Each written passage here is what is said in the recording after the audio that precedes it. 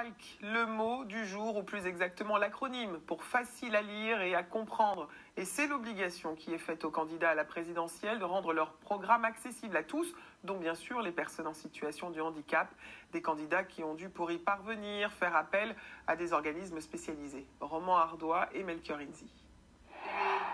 Pour espérer faire le meilleur score, il faut parler à tous. Traductrices et traducteurs en langue des signes sur scène. Chers amis, travailleuses, travailleurs. Programme en braille pour le candidat de la France Insoumise. Ou encore en FALC pour la plupart des prétendants à l'Élysée.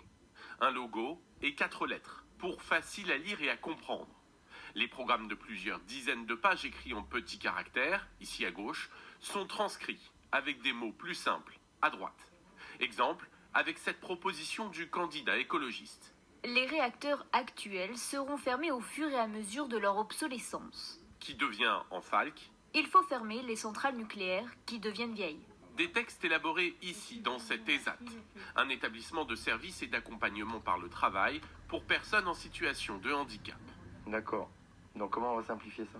Sacha, moniteur de l'atelier, travaille avec Pierre, Cindy, François, Romain et Delphine pour simplifier sans perdre le sens des textes. Quand il y a des mots trop compliqués, on regarde sur Internet et on essaie de choisir le bon mot. Quand il y a un mot qu'on ne comprend pas, on essaie de savoir ce qu'on peut mettre. Une fois qu'il est simplifié, c'est plus cool, parce qu'on comprend tout. Sacha explique ce qu'ils ne comprennent pas. Donc développer des solutions inclusives à tous les niveaux, qu'est-ce que ça veut dire ?